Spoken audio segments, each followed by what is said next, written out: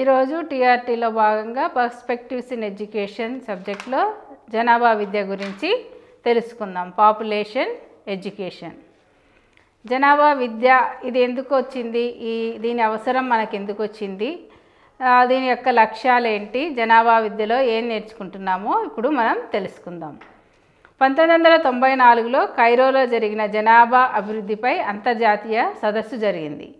అందులో ఏమని చెప్పారంటే ప్రజలు జాతికి విలువైన వనరు అని చెప్పడం జరిగింది.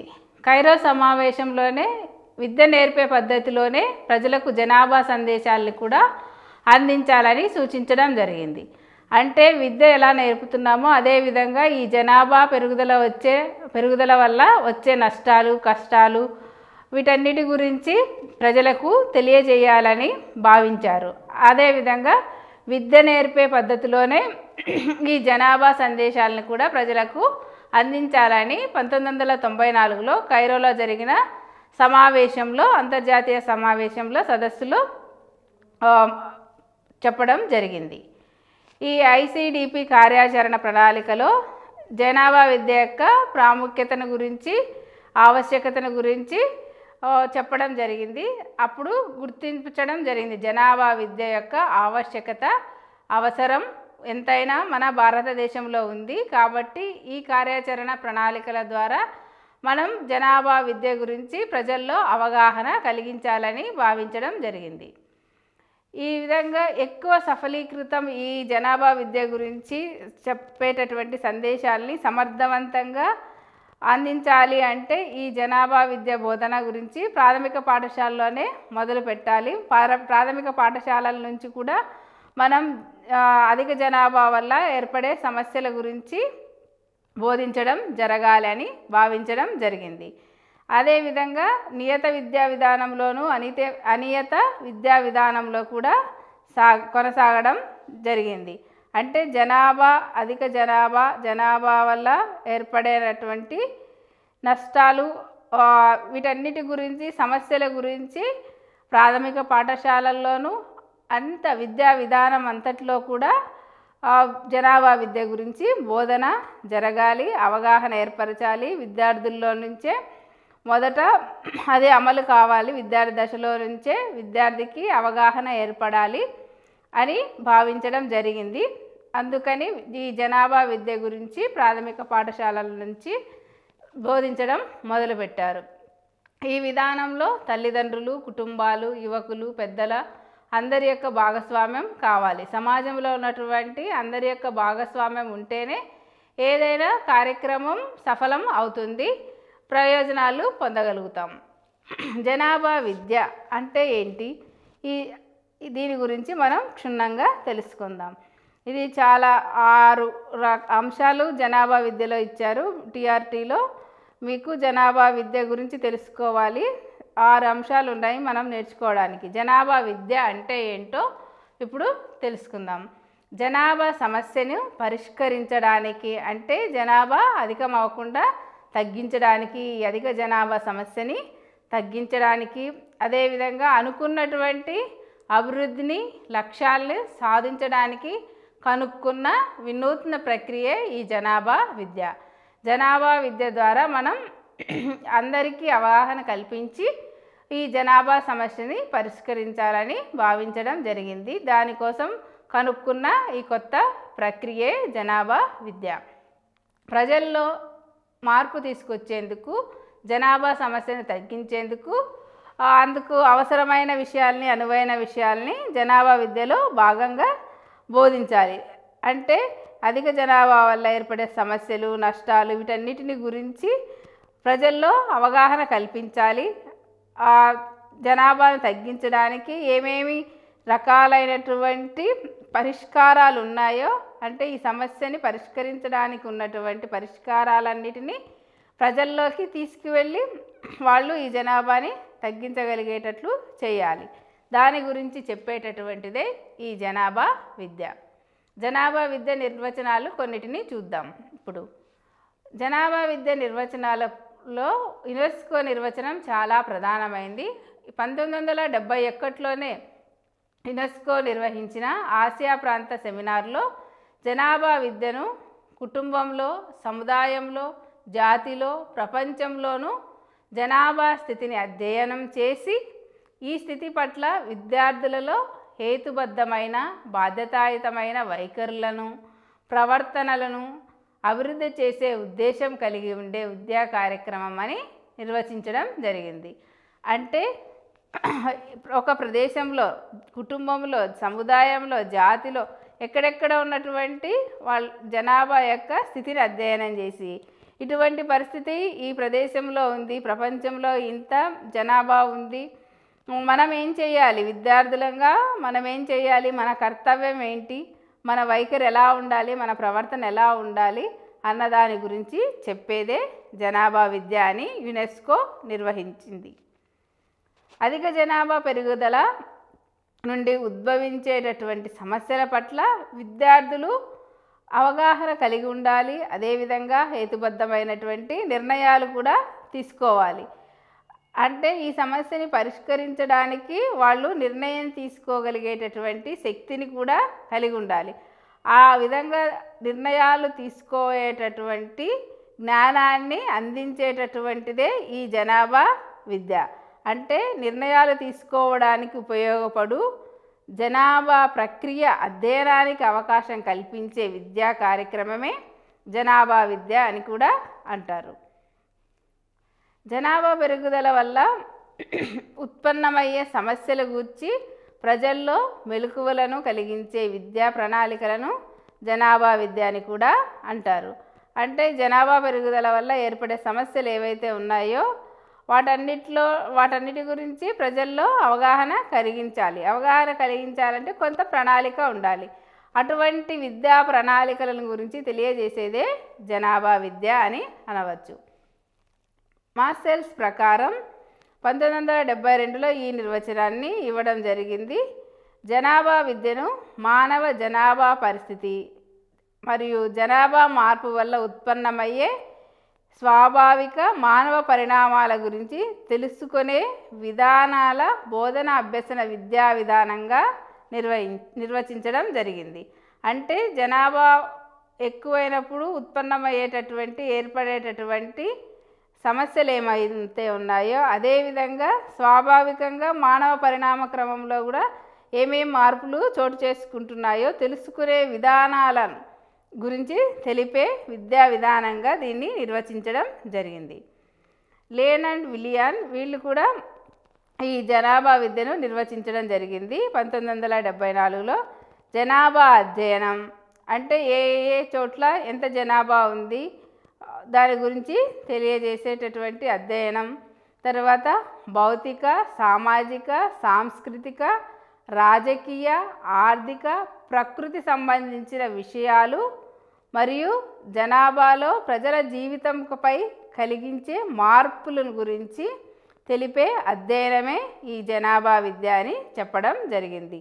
అంటే అన్ని అంశాలని తీసుకున్నారు వీళ్ళు ఇక్కడ జనాభా విద్యని డిఫైన్ చేసేటప్పుడు, నిర్వచించేటప్పుడు. జనాభాను అధ్యయనం చేస్తూ అదేవిధంగా భౌతికంగా, సామాజికంగా, సాంస్కృతికంగా, రాజకీయంగా, ఆర్థికంగా, ప్రకృతిలో కూడా ఏమేం మార్పులు సంభవిస్తున్నాయో ఆ మార్పుల వల్ల ప్రజలలో ఎటువంటి మార్పులు వస్తున్నాయి అంటే ప్రజల జీవితంపై చూపించే ప్రభావాన్ని గురించి అధ్యయనం తెలిపే శాస్త్రం ఇది జనాభా విద్య అని చెప్పడం జరిగింది. వైడర్మ్యాన్ ప్రకారం జనాభా విద్య అనేది ఒక విద్యా విధానం. ఇది జనాభా మరియు మార్పు దానివల్ల తమలోనూ సమాజంలోనూ కలిగే పరిణామాలను తెలుసుకునేందుకు, అదేవిధంగా సమాజంలో జనాభా మార్పుకు సంబంధించిన వివిధ అంశాలను నిర్వచించడానికి, జనాభా మార్పు కలుగజేసే వివిధ అంశాల పరిశీలనకు ఉపయోగపడేదే ఈ జనాభా విద్య అని భావించడం జరిగింది అని నిర్వచించారు. మానవుడికి, సమాజానికి సంబంధించిన అంశాలను, పరిస్థితులను తెలుసుకొని తర్వాత భవిష్యత్తులో ఎటువంటి జీవన ప్రమాణాలని, నాణ్యతని సాధించేటట్లు ప్రభావితం చేయడానికి దోహదపడే విధానంగా దీన్ని పేర్కొనడం జరిగింది. అంటే సమాజంలో ఏర్పడేటటువంటి మార్పులకు అనుగుణంగా అన్నిటి గురించి మనిషి అనేవాడు తెలుసుకొని తను ఎటువంటి జీవనాన్ని గడపాలి, క్వాలిటీ ఆఫ్ లైఫ్ ఉండాలి, ఆ విధంగా సాధించేటట్లు ప్రభావితం చేయడానికి దోహదం పడే విధానంగా ఈ జనాభా విద్యను నిర్వచించడం జరిగింది. ఆర్సి శర్మ గారి అభిప్రాయం ప్రకారం జనాభా విద్య అనేటటువంటిది ఒక విద్యా కార్యక్రమం. ఇది నేర్చుకునే వారిలో జీవన నాణ్యతను కలిగించే ఇతర అంశాల మధ్య మరియు పరస్పర సంబంధాల అవగాహనను కలిగించి వారిలో తనకు, తన కుటుంబానికి, సమాజానికి, జాతికి జీవన నాణ్యతను మెరుగుపరచడానికి, అవసరమైన ప్రవర్తనను పెంపొందించడానికి మరియు విఘ్నతతో సమంజసమైన నిర్ణయాలు తీసుకునేదానికి అవగాహన కలిగించేదానికి ఇది తోడ్పడుతుంది అని చెప్పడం జరిగింది. అంటే ఇది ఒక పెద్ద విద్యా కార్యక్రమం కాబట్టి జీవన నాణ్యత ఎలా పెంచాలి, క్వాలిటీ ఆఫ్ లైఫ్ని ఎలా పెంచాలి, అదేవిధంగా ఈ జనాభా విద్య గురించి కుటుంబంలో, సమాజంలో, జాతిలో ఈ క్వాలిటీ ఆఫ్ లైఫ్ని పెంచడానికి, జీవన నాణ్యతను పెంచడానికి ఎటువంటి ప్రవర్తన ఉండాలి, ఎటువంటి నిర్ణయాలు తీసుకుంటే ఈ జీవన నాణ్యత పెరుగుతుందో దాని గురించి అవగాహన చేయడానికి ఉపయోగపడుతుంది ఈ జనాభా విద్య అని ఆర్సి శర్మ గారు చెప్పారు. పాండే 1985లో ఈయన చెప్పిన నిర్వచనం ఏంటంటే జనాభా విద్య ఏం చేస్తుందంటే మానవ వనరుల అభివృద్ధికి సంబంధించినటువంటి విద్య. దీని తుది లక్ష్యం ఏంటి అంటే జనాభా పెరుగుదల కలిగించే సామాజిక, సాంస్కృతిక అంశాలు, నియమాలపైన మరియు ఆచార వ్యవహారాలపైన, విలువలపైన అవగాహనలో మార్పు తీసుకురావాలి. అంటే మనుషులలో ఉన్నటువంటి ఆచార వ్యవహారాలు, నిర్ణయాలు, సాంస్కృతిక నియమాలు, సామాజిక కట్టుబాట్లు వీటన్నిటిలో మార్పు, వాటిను అవగాహన చేసుకోవడంలో కూడా మార్పు తీసుకురావాలి. మార్పు తీసుకొచ్చిన తర్వాత చిన్న కుటుంబం, చింతలు లేని కుటుంబం లాంటి స్లోగన్స్ ఇటువంటివన్నీ రావడం జరిగింది. ఇటువంటివన్నీ చెప్పి వాళ్ళల్లో సమంజసమైన నిర్ణయం తీసుకునే శక్తిని కలుగజేయడానికి ఉపయోగపడేటటువంటి ఇదే ఈ జనాభా విద్యగా చెప్పడం జరిగింది. అంటే చిన్న కుటుంబం, చింతలు లేని కుటుంబం అని ఇలాంటివి ప్రజల్లోకి మనం తీసుకెళ్ళగలిగితే అందరూ అప్పుడు దృష్టి సారించి ఈ జనాభా పెరుగుదలను అరికట్టగలుగుతారు అని భావించడం జరిగింది. ఈ పై నిర్వచనాలన్నిటినీ పరిశీలిస్తే జనాభా విద్య ద్వారా మనం ఏం తెలుసుకుంటాము? జనాభా పరిస్థితి ఎలా ఉంది, ఏ ప్రదేశంలో ఎంత జనాభా ఉంది, పెరిగిన జనాభా ఎంత, జననాల రేటు ఎంత ఉంది, అదేవిధంగా మరణాల రేటు ఏముంది, జనాభా మార్పుకు కారణాలు ఏంటి, ఈ ప్రమాణాలు పెరిగాయా తగ్గాయా, ఈ జనాభాను ఏ విధంగా అదుపు చేయగలుగుతాము, అదుపు చేసే విధానాలు ఏంటి ప్రజలకు తెలియజేసి వారిలో అవగాహన కల్పించి సమంజసమైన దృక్పథం ఈ జనాభా విద్య పట్ల పెంచి భావితరాలలో ఎటువంటి జీవన నాణ్యత ఉంటుంది, దాన్ని మెరుగుపరచడం ఎట్లా అనేటటువంటి విషయాల గురించి అవగాహన కలిగించగలం. అదేవిధంగా ప్రవర్తనలో మార్పు తీసుకురాగలగడం. అంటే జనాభా విద్య ద్వారా మనం పూర్తిగా అవగాహన కల్పించాలి ప్రజల్లో, వాళ్ళ ప్రవర్తనలో కూడా మార్పు తీసుకురావాలి. జనాభా పెరుగుదలను ఏ విధంగా అరికట్టవచ్చో ఆ విధానాల్ని పాటించేటట్లు కూడా చేయాలి. ఈ జనాభా విద్య యొక్క లక్ష్యాలు ఏమున్నాయో చూద్దాం. ఇప్పుడు జనాభా రేటు అంటే జనన రేటు, మరణాల రేటు, జనాభా పెరుగుదల మొదలైన అంశాలను వివరించే జనాభా శాస్త్ర పరిజ్ఞానాన్ని వృద్ధి చేయాలి. అంటే ఈ జనాభా వల్ల ఏర్పడేటటువంటి ప్రతి అంశాన్ని, సమస్యని కూడా శాస్త్రంగా అభివృద్ధి చేయగలగాలి. శాస్త్రంగా అభివృద్ధి చేస్తే వాటిలోని అంశాలన్నిటినీ మనం ప్రజల్లోకి తీసుకెళ్ళి కుటుంబ పరిమాణాన్ని నియంత్రించవచ్చునని విద్యార్థులు గ్రహించేటట్లు చేయడం. అంటే చిన్న కుటుంబం యొక్క ఆవశ్యకతని నొక్కి చెప్పడం, కుటుంబ పరిమాణాన్ని తగ్గించడం, ఇదన్నీ కూడా విద్యార్థులు తెలుసుకునేటట్లు, గ్రహించేటట్లు జ్ఞానాన్ని అందించాలి మనం ఈ జనాభా విద్య ద్వారా. తర్వాత పరిమిత కుటుంబంలో ఉన్నటువంటి వ్యక్తులందరూ మంచి ఆరోగ్యాన్ని, విద్యను, ఆర్థిక స్థాయిలు మెరుగుపరుచుకోవచ్చు. ఇటువంటి అవకాశాలు ఎక్కువ ఉంటాయని ప్రతి ఒక్కరూ గ్రహించేటట్లు తెలియజేయడమే ఈ జనాభా విద్య యొక్క లక్ష్యం. చిన్న కుటుంబంలో ఏదైనా ఆరోగ్య సమస్య వచ్చినప్పటికీ మన దగ్గర ఉన్నటువంటి ధనాన్ని వెచ్చించి తొందరగా బాగు చేయగలరు. అందరు ఎక్కువ జనాభా ఉన్నారనుకోండి, అందరూ ఆరోగ్య సమస్యలతో సతమతం అవుతుంటే అప్పుడు వారి యొక్క స్థాయిని ఆరోగ్యాన్ని మెరుగుపరచడానికి అంత ఎక్కువ అవకాశం ఉండదు. తక్కువ మంది ఉంటే ఎక్కువ అవకాశాలు ఉంటాయి అని వాళ్లకు గ్రహించేటట్లు మనం బోధించగలగాలి. ఇదే జనాభా విద్య యొక్క లక్ష్యం. విద్య కూడా మనం చక్కని విద్యను అందించవచ్చు, ఆర్థిక స్థాయి కూడా మెరుగుపరుచుకోవడానికి ఎక్కువ అవకాశం ఉందని వాళ్లకు తెలియచేయాలి పరిమిత కుటుంబం గురించి చెప్పినప్పుడు.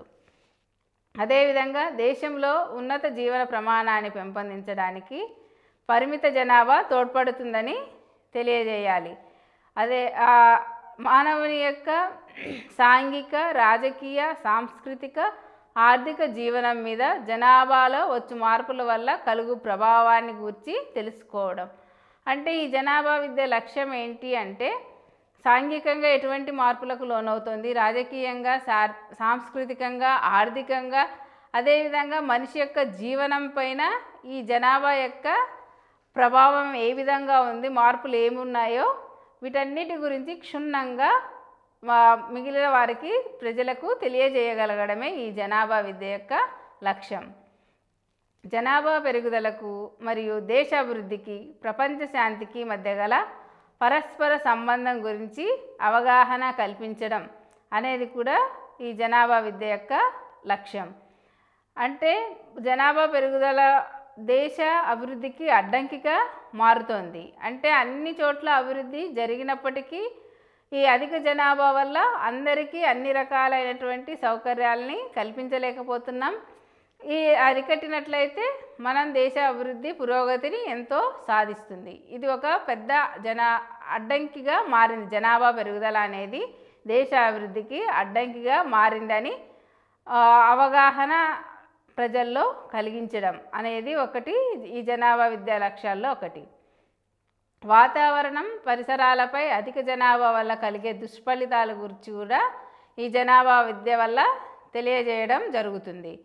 రకరకాలైనటువంటి సమస్యలు మనకు వాతావరణంలో ఏర్పడ్డాయి.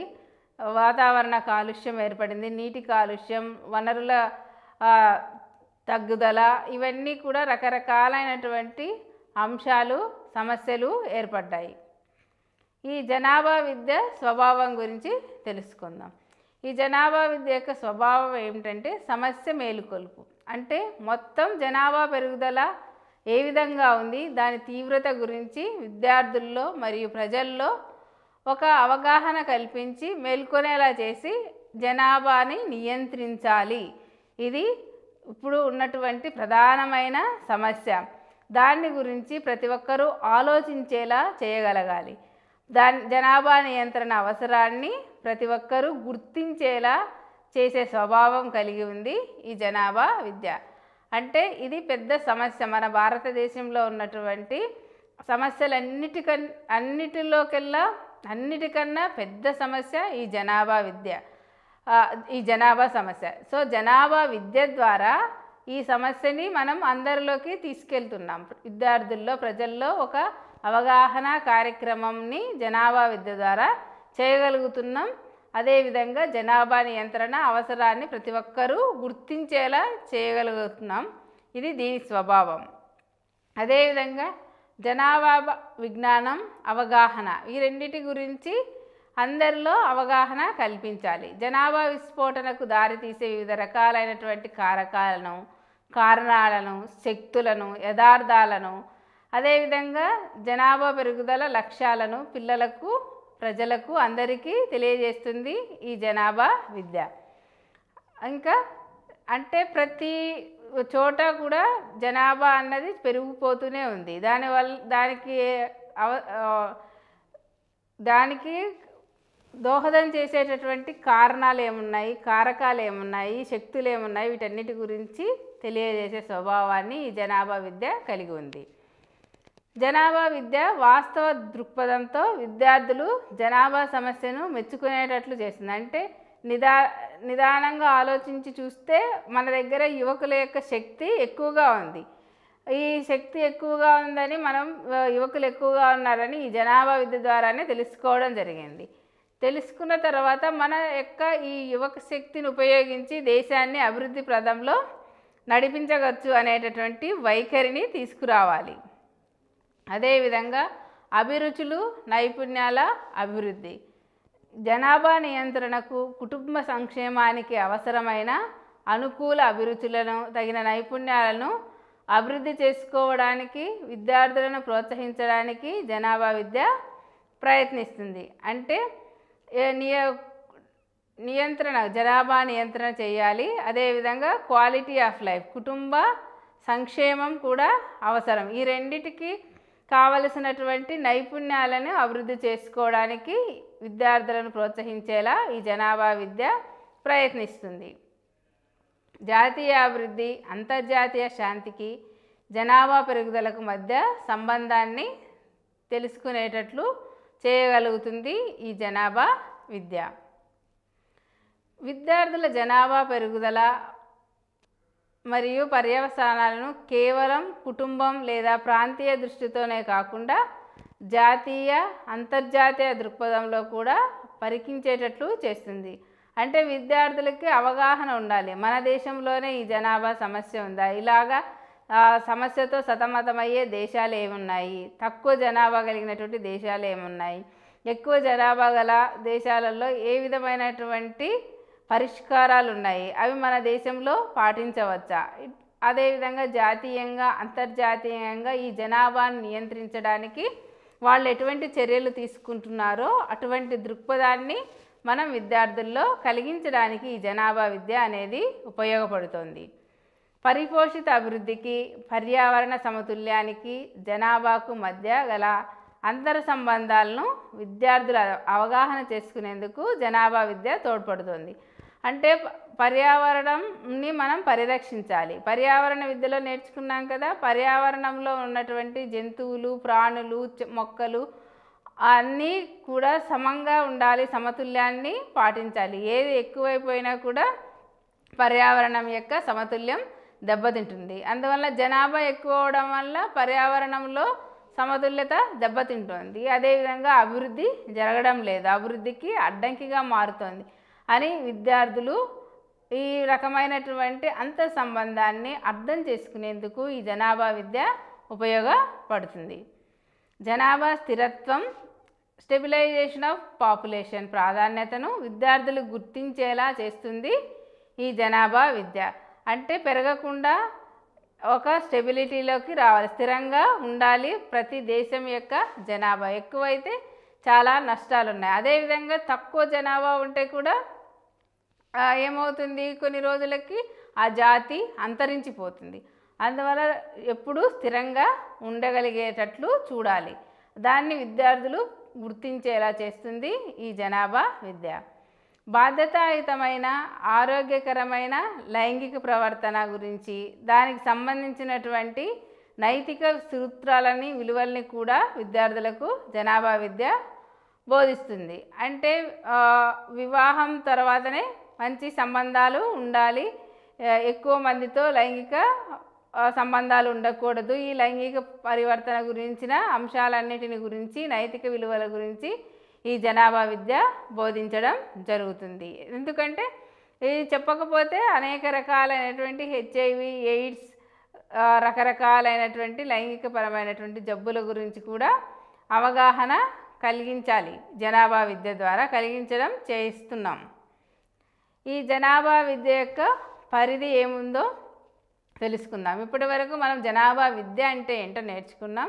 జనాభా విద్య యొక్క స్వభావం ఏంటి, అది దేని గురించి చెప్తుంది, జనాభా విద్యలోని అంశాలు ఏంటో తెలుసుకుందాం. ఇప్పుడు జనాభా విద్య యొక్క పరిధి, స్కోప్ ఆఫ్ పాపులేషన్ ఎడ్యుకేషన్. ఈ జనాభా విద్య పరిధి ఎలా ఉందంటే మొత్తం జనాభా పెరుగుదల ఎంత ఉందో తెలియజేస్తుంది. దేశంలో, రాష్ట్రంలో, గ్రామంలో, అదేవిధంగా జాతీయంగా, అంతర్జాతీయంగా మనం ఏ స్థానంలో ఉన్నామో కూడా తెలియజేస్తుంది. గ్రామీణ ప్రాంతాల్లో పట్టణ ప్రాంతాల్లో ఉన్నటువంటి ఈ జనాభా పెరుగుదల రేటు గురించి కూడా జనాభా విద్య పరిధిలో తెలుసుకోగలుగుతాం. ఆర్థికాభివృద్ధి ఎంత జరిగింది, జనాభా ఎంత ఉంది, ఎంత జనాభాకు ఎంతవరకు అభివృద్ధి చెందాము అన్న విషయాల గురించి కూడా ఈ జనాభా విద్య పరిధిలోకే వస్తాయి.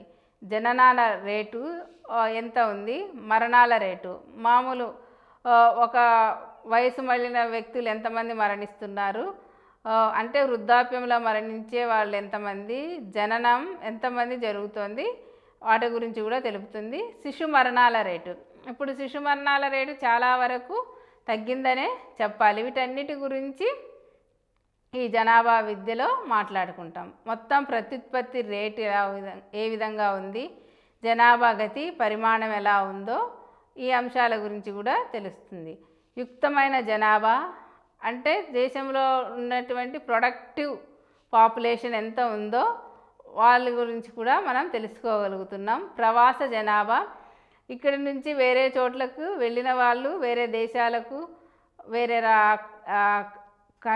ఖండాలకి లేకపోతే వేరే ప్రాంతాలకి ఏ విధమైనటువంటి ప్రజలు ప్రవాసులుగా మారుతున్నారు, వెళ్ళిపోతున్నారు. అదేవిధంగా వేరే ప్రాంతాల నుంచి మన దగ్గరికి వచ్చేవాళ్ళు, వీళ్ళందరి గురించి కూడా తెలిపేటటువంటి అంశాలన్నీ జనాభా విద్య పరిధి కిందకే వస్తాయి.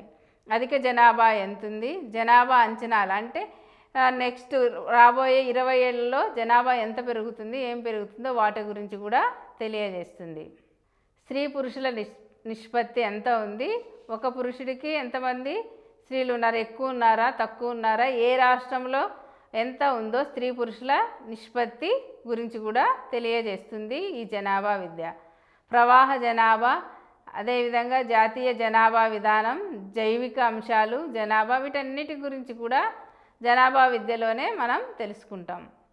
పునరుత్పాదక ఆరోగ్యం అంటే ప్రత్యుత్పత్తి సంబంధించిన విషయాల గురించి, వాటి ఆరోగ్యం, కౌమారుల యొక్క అవసరాలు, వీటన్నిటి గురించి కూడా జనాభా విద్య పరిధిలోనే తెలుసుకుంటాం. మాతా శిశు ఆరోగ్యం, తల్లి బిడ్డల ఆరోగ్యం గురించి, అదేవిధంగా లైంగికంగా సంక్రమించే వ్యాధులు, హెచ్ఐవి, ఎయిడ్స్ మొదలైనటువంటి వ్యాధుల గురించి కూడా ఈ జనాభా విద్యలోనే దీని యొక్క పరిధి కిందికే వస్తాయి. మాదక ద్రవ్యాల వ్యసనం, పర్యావరణం, సుస్థిరాభివృద్ధిపై జనాభా పెరుగుదల ప్రభావం, ఇటువంటి అంశాలన్నీ కూడా మనం జనాభా విద్య ద్వారానే తెలుసుకుంటాం. నాణ్యమైన జీవనంపై జనాభా పెరుగుదల ప్రభావం ఏ విధంగా ఉంది, మనుషులు ఈ నాణ్యమైన జీవితాన్ని గడుపుతున్నారా లేదా అనే అంశాల గురించి కూడా మనం జనాభా విద్యలోనే తెలుసుకుంటాం. కుటుంబం మరియు లైంగిక సమానత్వం, వీటి గురించి కూడా మనం జనాభా విద్యలోనే తెలుసుకుంటాం. లైంగికంగా అంటే స్త్రీ పురుష భేదం లేకుండా సమానమైనటువంటి అవకాశాలు అన్ని చోట్ల కల్పించాలి. సమాన విద్య, సమాన అవకాశాలు, వీటన్నిటినీ కలిగి ఉండాలి. ఈ లైంగిక సమానత్వం గురించి కూడా మనం ఈ పాపులేషన్ ఎడ్యుకేషన్లోనే జనాభా విద్యలోనే తెలుసుకుంటాం. ఈ అంశాలు కూడా జనాభా విద్యలోనే ఉన్నాయి, దీని పరిధిలోకే వస్తాయి. ఈ జనాభా విద్య యొక్క ప్రాధాన్యత ఏంటో ఇప్పుడు మనం తెలుసుకుందాం. Significance of population education.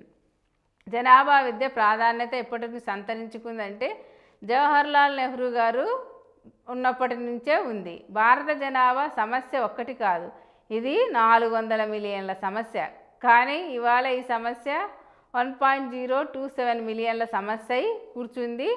ఇది ఒక పెద్ద బాంబులా తయారైంది అని అందరం అనుకుంటున్నాం. ఎందుకంటే పెరిగే జనాభా ఫలితంగా ఈ దేశంలో ఏమవుతోంది అంటే నిరక్షరాస్యులకు, నిరాశ్రయులకు, నిరుద్యోగులకు, రోగగ్రస్తులకు నిలయం అవుతుంది. అంటే అన్ని అవకాశాలు అందరికీ ఇవ్వలేకపోతున్నాం. నిరక్షరాస్యత పెరిగిపోయింది, ఇల్లు లేని వాళ్ళు ఎక్కువైపోయారు, నిరాశ్రయులు ఎక్కువైపోయారు, నిరుద్యోగం ప్రబలిపోయింది. పట్టాలు, డిగ్రీ పట్టాలు చేతి మీద పట్టుకొని రోడ్లపైన తిరుగుతూనే ఉన్నారు ఉద్యోగాల కోసం. ఎక్కడ ఉద్యోగాలు లేవు, అవకాశాల కల్పన, ఉద్యోగాల కల్పన చాలా తక్కువైపోయింది. అదేవిధంగా జనాభాలో చాలామంది రోగగ్రస్తులుగా తయారవడం జరుగుతుంది. రకరకాలైనటువంటి సమస్యలు ఈ అధిక జనాభా వల్ల భారతదేశంలో పట్టి పీడిస్తున్నాయి. కాబట్టి ఈ జనాభా విద్యకు ఎక్కువ ప్రాధాన్యతనిచ్చి ఈ జనాభా సమస్యను అరికట్టడం చేయాలి. దేశాభివృద్ధికి ఇలా ఎన్ని పథకాలు ప్రారంభించినా నీరు గారిపోతాయి. అంటే అభివృద్ధి కోసం చేసేటటువంటి పథకాలన్నీ కూడా నీరు గారిపోవడం జరుగుతుంది అధిక జనాభా వల్ల. అంటే అందరికీ మనం అన్నీ తగిన సౌకర్యాల్ని కల్పించలేము, అన్ని వసతుల్ని కల్పించలేకపోతున్నాం. ఎన్ని పథకాలు వచ్చినప్పటికీ అందరికీ చేరడం కష్టమవుతుంది, ఎందుకంటే జనాభా సమస్య వల్ల. ప్రపంచంలో సూపర్ పవర్గా ఎదగాలనుకుంటున్న ఈ భారతదేశం యొక్క ప్రయత్నాలు చాలా వరకు ఫలించట్లేదు ఈ జనాభా సమస్య వల్ల. కాబట్టి అందులో భారాన్ని తగ్గించడానికి అనేక మార్గాలు మనం వెతకాలి. అందులో ఒకటి ఈ జనాభా విద్య. ఈ జనాభా విద్యలో మనం అనేక రకాలైనటువంటి అంశాల గురించి మాట్లాడుకుంటున్నాం కాబట్టి, అనేక రకాలైనటువంటి అంశాల గురించి చెప్తున్నాం కాబట్టి మనం ఈ జనాభా విద్య ద్వారా ప్రజల్లో అవగాహన కల్పించడం అనేది సులభం అవుతుంది. ఈ కుటుంబ నియంత్రణ పథకాలు ఏవైతే ఉన్నాయో వాటిని విజయవంతం చేయడానికి జనాభా విద్య ఉపయోగపడుతుంది. అధిక జనాభా వల్ల దేశానికి కలిగే నష్టం, అంటే దేశం అభివృద్ధి జరగకుండా పోతుంది, దానివల్ల వచ్చేటటువంటి నష్టాల గురించి అనేక కార్యక్రమాలు మనం చెప్పవచ్చు. అనేక అభివృద్ధి చెందిన దేశాలు ఆల్రెడీ ఈ కుటుంబ నియంత్రణ కార్యక్రమాలని చేపట్టాయి. మన భారతదేశంలో కూడా ఈ కుటుంబ నియంత్రణ కార్యక్రమాలని చేపట్టడం జరిగింది, ఇన్సెంటివ్స్ని ఇవ్వడం జరుగుతోంది ఇప్పటికి కూడా. ఇంకా చాలా దేశాలు చాలా సులభంగా ఈ జనాభా నియంత్రణను చేయగలిగాయి, ఇంకా మన దేశంలో చేయలేకపోతున్నాం. అటువంటి దేశాలలో చైనా, థాయిలాండ్, దక్షిణ కొరియా, ఇండోనేషియా దేశాలు ఉన్నాయి. ఇవి చాలా త్వరగా వాళ్ళ దేశాలలో కుటుంబ నియంత్రణ ద్వారా జనాభా సమస్యను అరికట్టగలిగాయి. అటువంటి దేశాల్లో ఏమున్నాయి? చైనా, థాయిలాండ్, దక్షిణ కొరియా, ఇండోనేషియా. ఈ దేశాలు చాలా తక్కువ కాలంలోనే జనాభాను అరికట్టడం జరిగింది. అయితే మన దేశంలో ఏం చేస్తున్నామంటే జనాభా విద్యను ఒక వ్యూహంగా చేసుకొని దీన్ని అమలు పరిస్తే భారత జనాభా విధానం జనాభా సమస్యను అరికట్టవచ్చని సూచించింది. 1976లోనే ఈ సూచనలను భారత జనాభా విధానం చేసింది.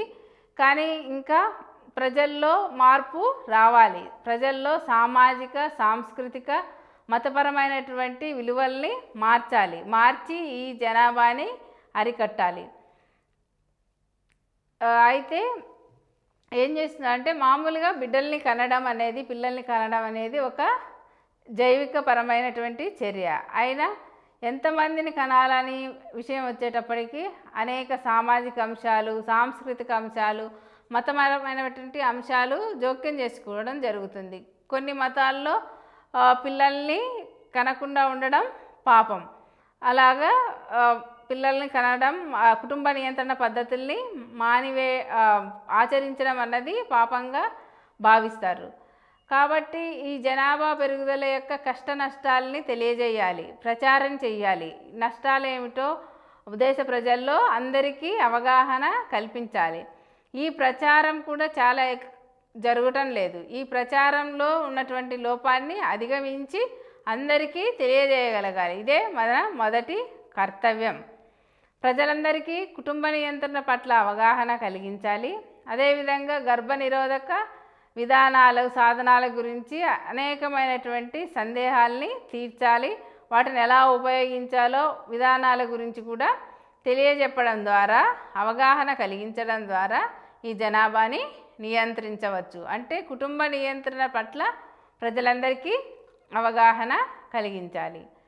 అదేవిధంగా అధిక జనాభాతో వచ్చేటటువంటి సమస్యల గురించి ప్రజల్లో చైతన్యం తీసుకురావాలి.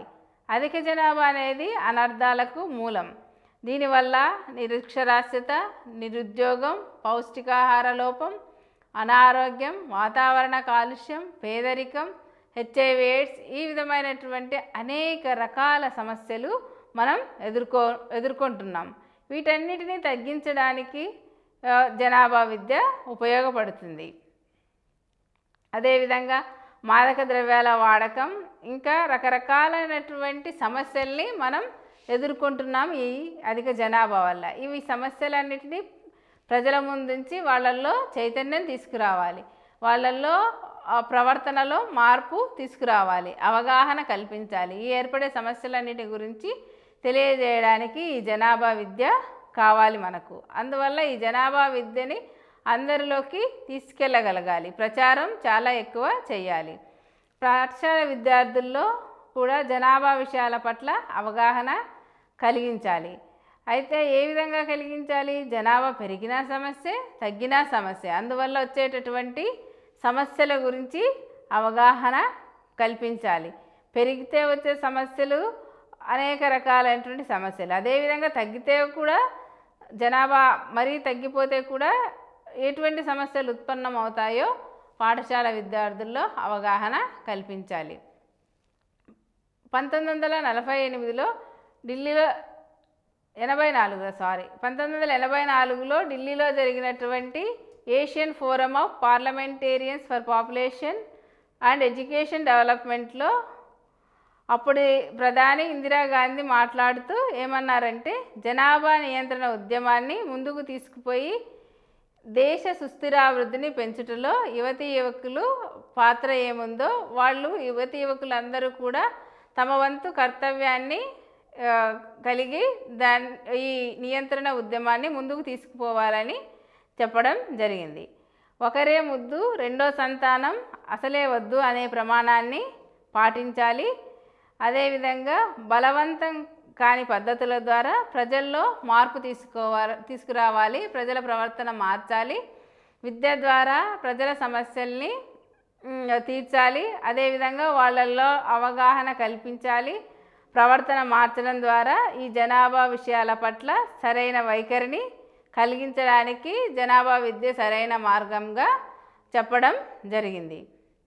భారతదేశంలో సగటున ఒక స్త్రీ ప్రతి 1.5 సెకండ్లకి ఒక బిడ్డను కంటుంది అని ఈ జనాభా లెక్కల ప్రకారం తెలిసింది. అంటే ప్రతి 1.5 సెకండ్కి ఒక బిడ్డ భారతదేశంలో పుడుతోందన్నమాట. ఈ జనాభా విద్యలో ఉన్నటువంటి ఇంకా అంశాలు ఏమేమి ఉన్నాయి అంటే, చిన్న కుటుంబంలో భార్య, భర్త, వారి సంతానం మాత్రమే ఉంటారు సభ్యులుగా. ఈ విధంగా చిన్న కుటుంబంలో ప్రతి కుటుంబానికి కొన్ని అవసరాలు ఉంటాయి. ఆ అవసరాల్ని, కనీస అవసరాల్ని తీర్చుకునేందుకు సంపాదన కావాలంటే తక్కువ మంది ఉంటే సంపాదించే సంపాదన సరిపోతుంది. సామాజికంగా అభివృద్ధి చెందాలనే కోరిక ఉంటుంది కాబట్టి చిన్న కుటుంబం ఉన్నప్పుడు సంపాదించే సంపాదన సరిపోయి చక్కగా అభివృద్ధి చెందడానికి అవకాశం ఉంటుంది అని మనం తెలియజేయగలగాలి. కాబట్టి కుటుంబ సంపద, ఆదాయం, వనరులు అందరూ పంచుకోవాలి. ఎక్కువ మంది సంతానం ఉంటే, ఎక్కువ మంది సభ్యులు ఉంటే తలసరి లభ్యత ఏమవుతుంది? తగ్గుతుంది. మంది ఎక్కువైతే మజ్జిగ పల్చన అని తెలుసు కదా, ఆ విధంగా తలసరి లభ్యత అనేది తగ్గుతుంది ఎక్కువ మంది ఉంటే.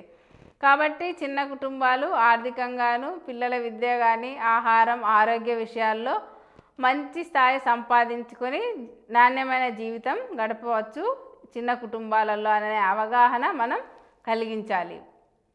అదేవిధంగా వివాహ వయసు, ఈ జనాభా విద్య ద్వారా ఈ వివాహ వయసుని గురించి కూడా మనం ప్రజల్లో అవగాహన కల్పించాలి. భారత ప్రభుత్వం ఏం చేసిందంటే, స్త్రీలకు 18 సంవత్సరాలు, పురుషులకు 21 సంవత్సరాలు నిండిన వారు వివాహం చేసుకునేందుకు అర్హులుగా కనీస వయస్కులుగా చట్టాన్ని తీసుకురావడం జరిగింది. ఈ విధంగా మనం చట్టం చేసినప్పటికీ చాలా చోట్ల దీన్ని పాటించడం లేదు. స్త్రీలకు 18 సంవత్సరాల లోపు వివాహం చేస్తే వారిలో శారీరక మరియు మానసిక వికాసం ఉండవు. దానివల్ల వాళ్ళు చాలా సమస్యల్ని ఎదుర్కోవడం జరుగుతుంది. చిన్న వయసులో అంటే స్త్రీ యొక్క వయసు తక్కువ ఉన్నప్పుడు బిడ్డలు పుడితే ఏమవుతుంది అంటే, ఆ శిశువులు సంవత్సరంలోపే మరణించే అవకాశం ఎక్కువగా ఉంటుంది. ఎందుకంటే అంత డెవలప్మెంట్ మంచిగా జరగదు కాబట్టి. 18 సంవత్సరాల లోపు వివాహం జరిగిన స్త్రీ ఏమవుతుంది? అనారోగ్యం లేదా ఈ మాతృత్వం యొక్క కారణాల వల్ల మరణించే అవకాశాలు కూడా ఎక్కువగా ఉంటాయి. కాబట్టి ఈ చిన్న కుటుంబం బాధ్యతాయుత దాంపత్య జీవితం గురించి అవగాహన కల్పించాలి. ప్రతి దంపతులు దాంపత్య జీవితంలో ఏం కోరుకుంటారు? మంచి సంతానం, మేలైన జీవితం, వీటన్నిటిని కోరుకుంటారు. కాబట్టి మంచి సంతానం కావాలంటే బిడ్డకు మధ్య 3 సంవత్సరాల వ్యవధి ఉండాలి, పరిమిత సంతానం ఉండాలి. పిల్లల్ని పెంచి పెద్ద చేసే బాధ్యత తల్లిదండ్రులకే ఉంటుంది. కాబట్టి మంచి ప్రవర్తన కలిగిన పిల్లలుగా వాళ్ళని పెంచే బాధ్యత తల్లిదండ్రులదే. కాబట్టి ఇటువంటి అంశాలన్నిటిని గురించి కూడా ఈ జనాభా విద్యలో మనం చెప్పగలగాలి. జనాభా పెరుగుదల, వనరుల వినియోగం. ఈ జనాభా పెరుగుదల వల్ల వనరులు ఏమవుతాయి? ఎక్కువగా వినియోగించడం తరిగిపోవడం జరుగుతుంది. ఏ దేశానికైనా స్వాభావిక వనరులు, సహజ సంపద, భూజలాలు ఇవన్నీ పరిమితంగానే ఉంటాయి. అధిక జనాభా ఉంటే ఏమవుతుంది? వనరులు తగ్గిపోవడం జరుగుతుంది, ఎక్కువ వినియోగం అవుతుంది. జనాభా పెరుగుదల ఎక్కువగా ఉన్నప్పుడు ఏమవుతుంది? ఈ వనరులన్నీ తక్కువ వ్యవధిలోనే తరిగిపోయే అవకాశం ఉంటుంది. కాబట్టి ఈ వనరులు, సహజ సంపద ఈ తరానికే కాకుండా ముందు తరాల వాళ్ళకు కూడా కావాలి కదా. తరిగిపోతే వాళ్ళు ఏ విధంగా జీవనం కొనసాగిస్తారు? కాబట్టి దీన్ని నియంత్రణ జరగాలి. ఉన్నటువంటి సంపద వనరులు మనమే వినియోగించుకోకుండా తక్కువ వినియోగించేటట్లు నియంత్రణ జరగాలి. అదేవిధంగా ఈ జనాభా నియంత్రణలోనే స్త్రీ హోదా, స్త్రీ సమానత్వం, స్త్రీ సాధికారత వీటన్నిటి గురించి కూడా మనం జనాభా విద్యలోనే మాట్లాడతాం. స్త్రీకి ఒక హోదా కావాలి, స్త్రీకి కూడా సమానమైనటువంటి అవకాశాలు కలిగించాలి, సమానత్వం ఉండాలి, సాధికారత కూడా ఉండాలి.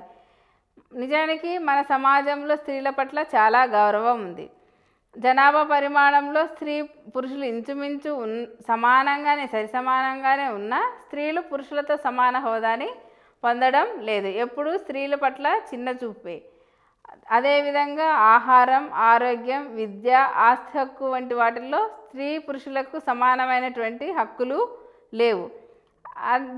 అంటే స్త్రీలకు కూడా పురుషులతో సమానంగా అన్ని రంగాల్లో కూడా మనం అవకాశాలు కల్పించాలని జనాభా విద్య తెలియజేస్తుంది. స్త్రీకి ఆర్థిక స్తోమత ఉన్నప్పుడు, మంచి సాధికారత లభించినప్పుడు పురుషులతో సమానమైన హోదా పొందగలుగుతారు. అదేవిధంగా స్త్రీలు కూడా రాజకీయాల్లో, సామాజిక అంశాల్లో అన్నిట్లో పాల్గొనేటట్లు, అభివృద్ధి కార్యక్రమాల్లో పాల్గొనేటట్లు చేయాలి. అటువంటి అవకాశాల్ని కల్పించినప్పుడే స్త్రీకి సాధికారత లభిస్తుంది. ఈ జనాభా పెరుగుదలకు గల కారణాలు ఏంటో ఇప్పుడు చూద్దాం. జనాభా విద్యలో కలిగినటువంటి వివిధ అంశాల గురించి తెలుసుకున్నాం కదా. ఈ జనాభా పెరుగుటకు గల కారణాలు ఇప్పుడు మనం తెలుసుకుందాం. జనన మరణాల రేట్ల మధ్య అంతరం అంటే తేడా చాలా ఉంది, వ్యత్యాసం చాలా ఉంది. భారతదేశంలో అధిక జనాభా మామూలుగా ప్రధాన కారణం ఏంటి అంటే మరణాల రేటు తగ్గిపోయింది, జననాల రేటు పెరుగుతోంది. పుట్టుక ఎక్కువ అవుతుంది, పుట్టడం ఎక్కువ పుడుతున్నారు, మరణాల రేటు తగ్గడం కూడా ఒక కారణమే. మరణాల రేటు కంటే జననం ఎక్కువ ఉంది, అంటే పుట్టడం ఎక్కువ జరుగుతుంది. దీని రేటు అధికంగా ఉండడం వల్ల జనాభా పెరుగుదల అనేది ఒక సమస్యగా మారింది. అదేవిధంగా ఇంకొక కారణం బాల్య వివాహాలు.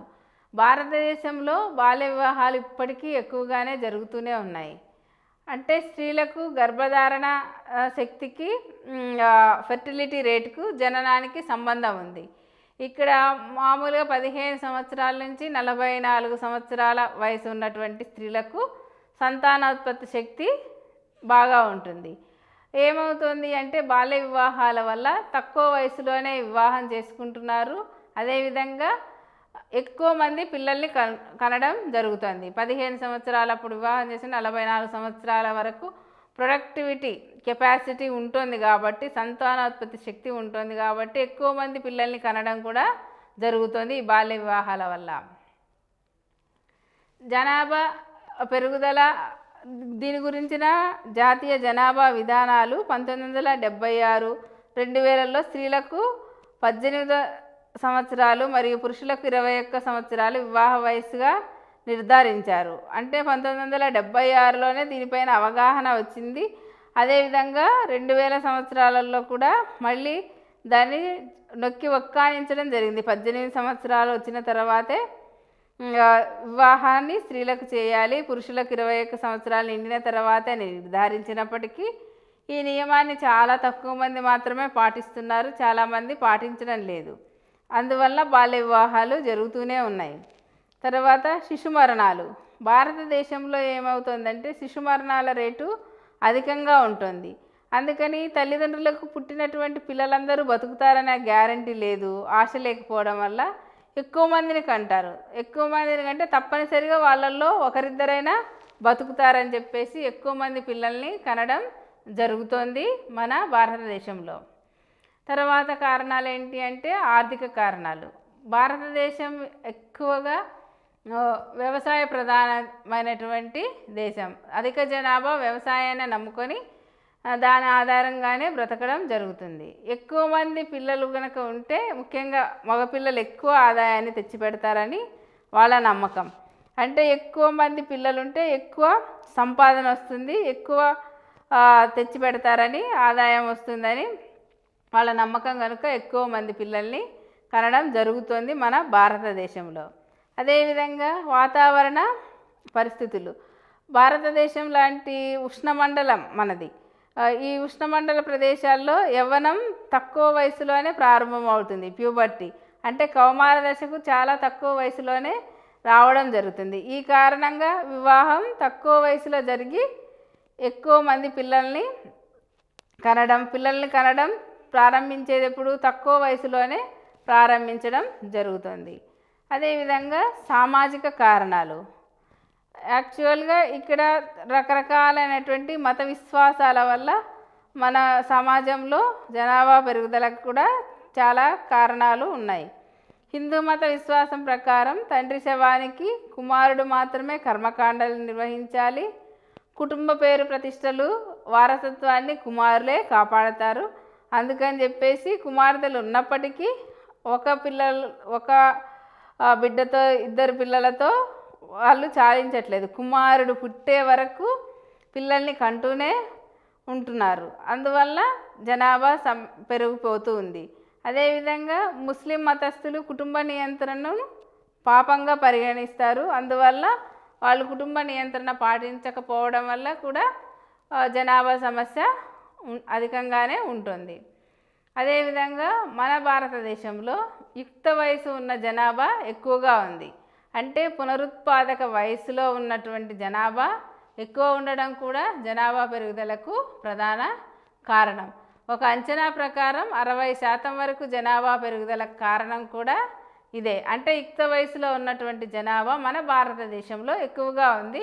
అంటే పునరుత్పాదక వయసు ఎక్కువగా ఉండటం వల్ల ఎక్కువ జనాభా పెరుగుతోంది. అదేవిధంగా గర్భనిరోధక సాధనాలు లభించకపోవడం, అవసరమైనంత మేరకు ఈ గర్భనిరోధక సాధనాలు కూడా లభించట్లేదు. వాటి వల్ల వచ్చే ప్రయోజనాలేంటో అవగాహన లేదు కుటుంబాల్లో ఉన్నటువంటి వాళ్ళకి.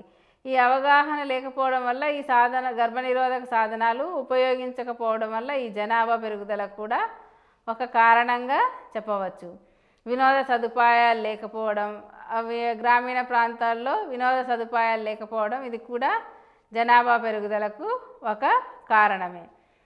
ఈ జనాభా పెరుగుదల వల్ల ఏర్పడేటువంటి ప్రభావాలు ఏమున్నాయో, పర్యవసానాలు ఏంటో ఇప్పుడు మనం తెలుసుకుందాం. ఆర్థిక పర్యవసానాలు. మన దేశం ఏంటంటే ఆర్థికంగా అభివృద్ధి చెందుతోంది. ఆర్థికంగా చెందుతున్న దేశాల్లోనే ఉన్న తప్ప అభివృద్ధి చెందిన దేశాల లెక్కలోకి ఇంతవరకు రాలేదు.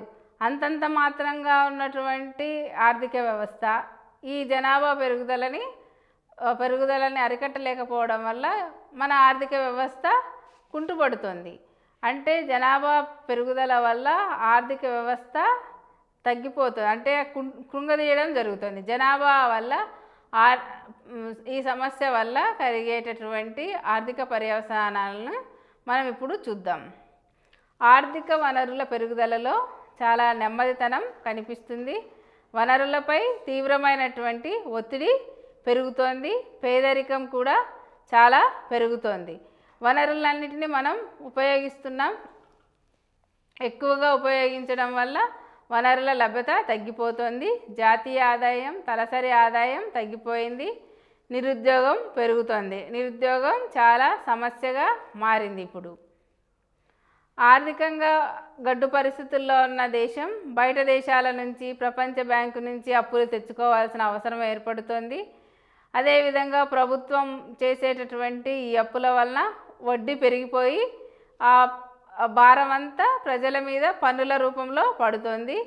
గ్రామాల్లో కూడా భూమికి ఒత్తిడి పెరిగి వేరే పనులు లేక ఏం చేస్తున్నారంటే పట్టణాలకు వలసపోవడం జరుగుతోంది.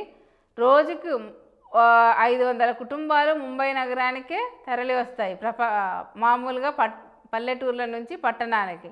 అదేవిధంగా హైదరాబాద్కు కూడా చాలామంది వలస రావడం జరుగుతోంది. పల్లెల నుంచి పట్టణాలకి వలసపోతారు.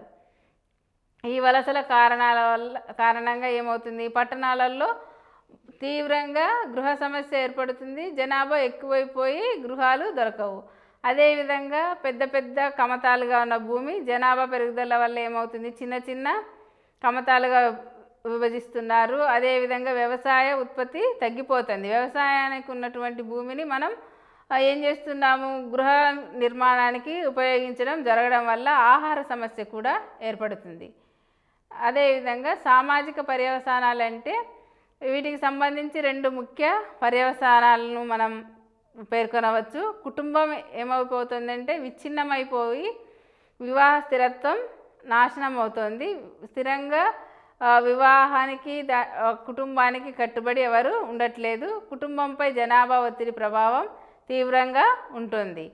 కుటుంబంపై జనాభా ఒత్తిడి ప్రభావం వల్ల ఏమవుతుంది, పేదరికం, రోగం, అనేక రకాలైనటువంటి సమస్యలు ఏర్పడుతున్నాయి. ఇటువంటి కుటుంబాల్లో సభ్యులు ఏం చేస్తున్నారు, ఎక్కువ మంది ఉంటే బాధాకరమైన లేదా అసంతృప్తికరమైన జీవితాన్ని కొనసాగించడం జరుగుతుంది. క్వాలిటీ ఆఫ్ లైఫ్ లేదు. జీవన ప్రమాణాలలో నాణ్యత లేకుండా పోతుంది. అదేవిధంగా ఎన్నో రకాలైనటువంటి సామాజిక సమస్యలు కూడా తలెత్తుతున్నాయి. ఈ జనాభా వలన ముఖ్యంగా పట్టణాల్లో మురికివాడలు ఎక్కువైపోతున్నాయి. మురికివాడల సమస్య తీవ్రమవుతుంది. దానివల్ల ప్రజల ఆరోగ్యం దెబ్బతింటుంది. ఇంకా ఇవే కాకుండా అనేక రకాలైనటువంటి సామాజిక సమస్యలు, వ్యభిచారం, త్రాగుడు, భిక్షాటన, జూదం, నేరం, అటువంటి సాంఘిక సమస్యలన్నిటికీ కూడా దారి తీయడం జరుగుతుంది. వ్యక్తుల మూర్తిమత్వం అసమగ్రం అవుతుంది. వ్యక్తుల జీవితం అసమగ్రమంగా ఉంటుంది. అనేక రకాలైనటువంటి ఆరోగ్య సమస్యలు కూడా ఏర్పడుతున్నాయి. అధిక జనాభా వలన వాతావరణ కాలుష్యం ఏర్పడింది. పౌష్టికాహార లోపం వల్ల రోగాలు పెరిగిపోతున్నాయి. కలరా, టీబీ, ప్లేగు, ఇంకా రకరకాలైనటువంటి రోగాలు ప్రజల్ని పట్టి పీడిస్తున్నాయి. అక్షరాస్యత పెంచడానికి ఈ అధిక జనాభాయే అడ్డంకిగా ఉంది. మన దేశంలో నిరక్షరాస్యత ఎక్కువ కావడం వల్ల జనాభా సమస్యను మనం ఎదుర్కోలేకపోతున్నాం. 2050 సంవత్సరాల నాటికి భారతదేశం 153.5 కోట్లతో చైనా జనాభాను కూడా మించిపోతుంది అని భావిస్తున్నారు. మన దేశంలో ప్రస్తుత జనాభా స్థితిని పరిశీలిస్తే దేశంలో నిమిషానికి 50 మంది చొప్పున పుడుతున్నారు. ప్రపంచ జనాభాలో ప్రతి 6గురిలో ఒకరు భారతీయులు ఉంటున్నారు. ప్రపంచ జనాభాలో కేవలం 2.4% భూభాగం మాత్రమే కలిగిన భారతదేశంలో 16.7% మంది జనం నివసిస్తున్నారు. మన 2001లో జనాభా లెక్కల ప్రకారం మన దేశ జనాభా 102,70,15,247 మంది. దక్షిణాది రాష్ట్రాలతో పోలిస్తే బీహార్, ఉత్తరప్రదేశ్ లాంటి రాష్ట్రాల్లో అభివృద్ధి మరియు అక్షరాస్యత తక్కువగా ఉండటం వల్ల ఈ రాష్ట్రాల్లో జనాభా కూడా ఎక్కువగా ఉంది. 1991-2001 మధ్య కాలంలో దేశ జనాభా చాలా పెరిగింది. అంటే సగటున 1,80,00,000 మంది జనాభాలో చేరడం జరుగుతుంది. ఇది కొన్ని యూరోపియన్ దేశాల జనాభాకు సమానం. మన దేశంలో జనాభాలో తొలి 3 స్థానాల్లో ఉత్తరప్రదేశ్, మహారాష్ట్ర, బీహార్లు ఉన్నాయి. రాజస్థాన్, గుజరాత్, హర్యానా వంటివి కూడా దేశ పెరుగుదల రేటులో దేశ సగటుని మించిపోతున్నాయి. ఈ విధంగా మన దేశంలో జనాభా పెరుగుతూనే ఉంది. అంటే దేశ జనాభాలో 3 స్థానాల్లో ఉత్తరప్రదేశ్, మహారాష్ట్ర, బీహార్లు ఉన్నాయి. ఇది జనాభా విద్యకు సంబంధించినటువంటి కొన్ని అంశాలు.